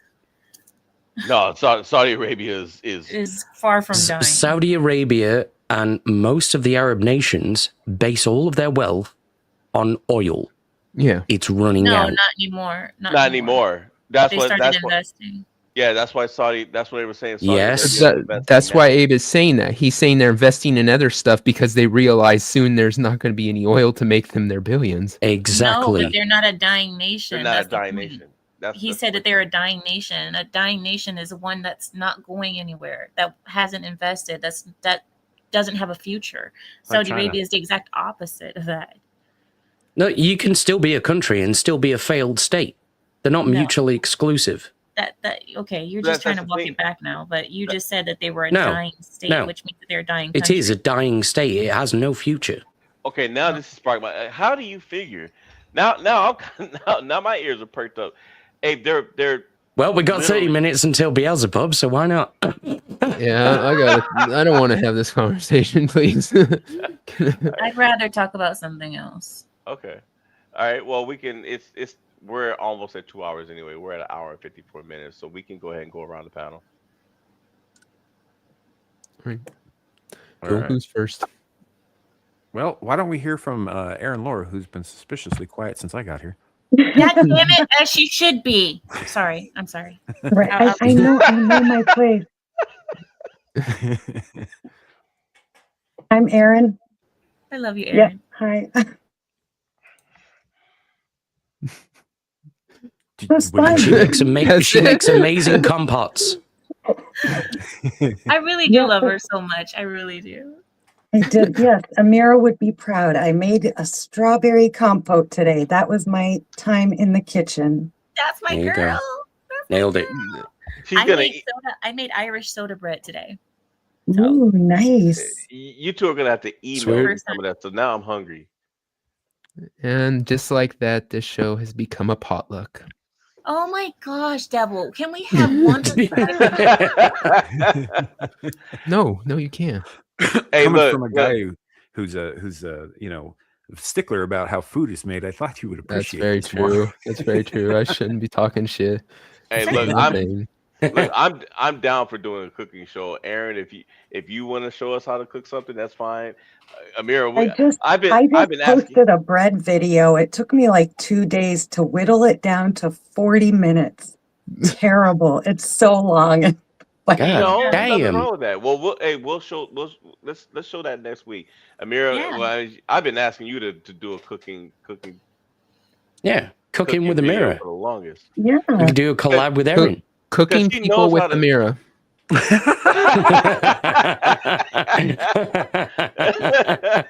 Who needs Jeffrey Dahmer when you got the lioness, right? Hey, you know what? I I know, was just right? watching. Do you like dark meat like he did, Amira? Oh boy.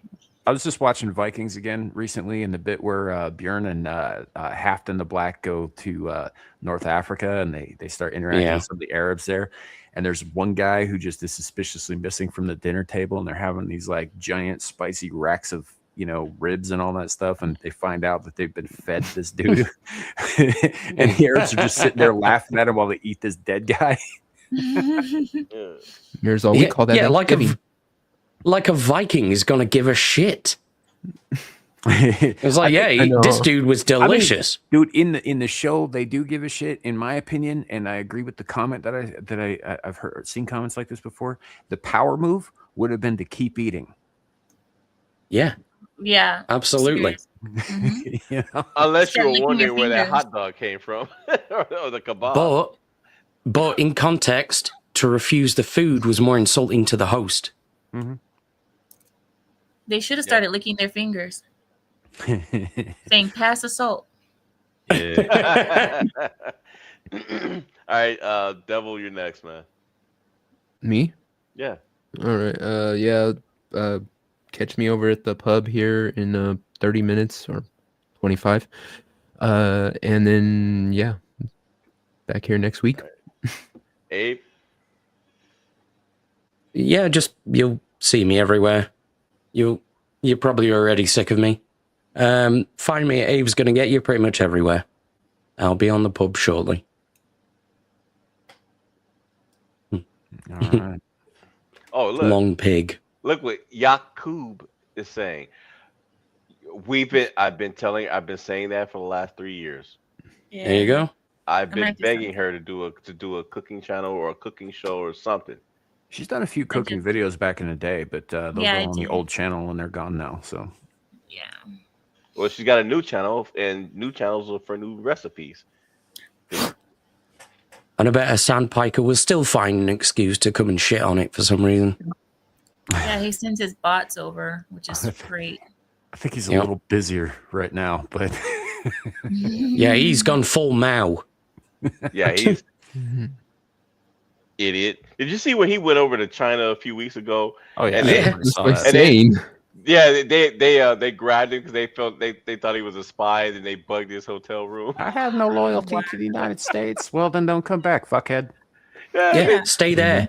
He was cunt. Amir, you didn't see that? He was standing in the middle of Tiananmen Square watching the celebration, and the cops just walked up on him, and they were like, "You ain't one of us." No, the reason they did was because one of his friends held up a meme of him as Mao, like put his face on Mao, and in that country you can't do that. Can't do that. And so they detained them both, and one like he's seen their like pissing his pants, you know, going, oh no. I mean, and they came in. And Also, said, "Don't do that spoiler anymore." alert: communists aren't too keen on Muslims. It's an No. unholy alliance. No, they're not. Here's the thing about that, right? This is one of the things that drives me nuts about people talking about Zoran Mandani, just real quick.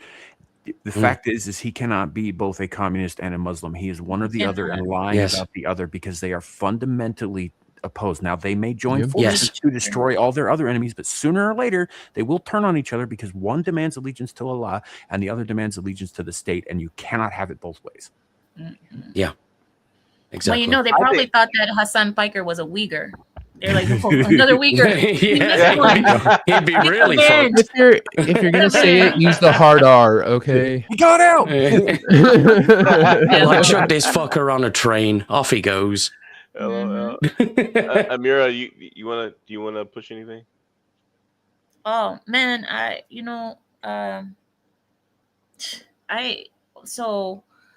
should be streaming tomorrow. I should. If anything, I will let Larry. You just muted yourself. You muted. Because I win. I win.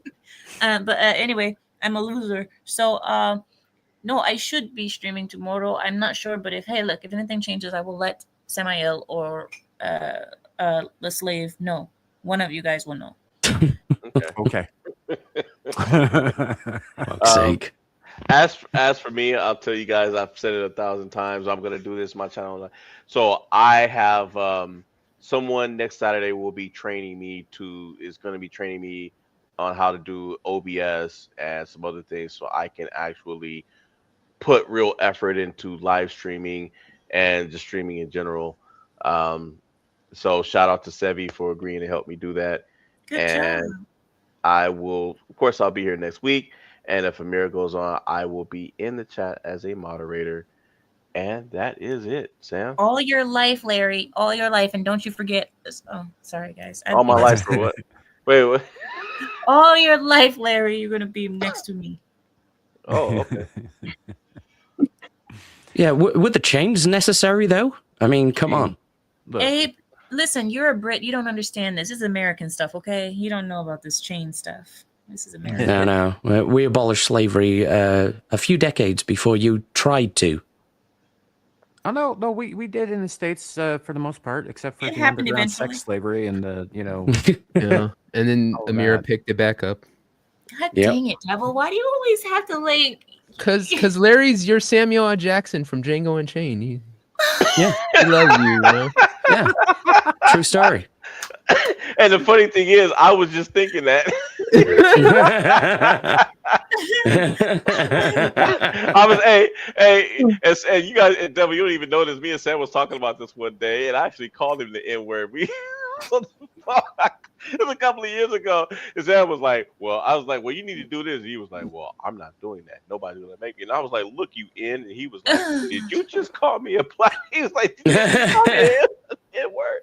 I mean, if someone called me a nincompoop, I would feel a little bad about it. Yeah, that ain't what poor Sam probably don't even remember that because it was like 3 years ago. I was like, no, He was like, excuse me. What did you just say? Yeah, I don't remember this conversation, but you were happened. We better end this, please.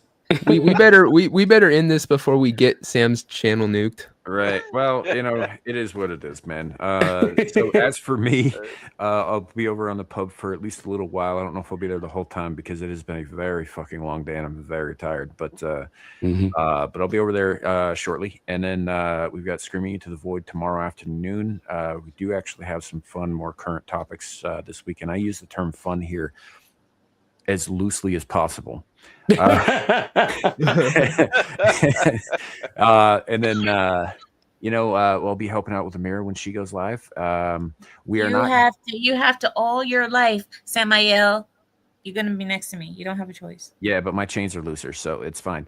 Well, that's Or the tentacles, dude. You just tie your So- tentacles to her. It's like I just slip right out of them. It's not that yeah, big a I deal. know. That's the difference. So, but yeah, No, I get I it. like wearing them. It scares people. It's cool. So anyhow, so Stream of Conscious over on Adam the Renaissance Nerds channel is on hiatus for the rest of December, so we won't be doing that on Mondays until January. Otherwise, I am drawing out this Sekiro thing as long as I can because I am in the end game and I kind of love it and I don't really want to stop doing it. So we'll see how long I can stretch this shit out for. So keep an eye out for that. And also, I haven't decided if it's going to be late next week or if it's going to be the following week, but there will be a Whispering in the Dark coming soon for the last one of the year. And then we'll be right back here for more Abyssal Musings. Thanks for coming, everybody. Wait. Before you do your outro, Ardent Party said Amira's cooking show is how to make Middle Eastern food without accidentally summoning a demon.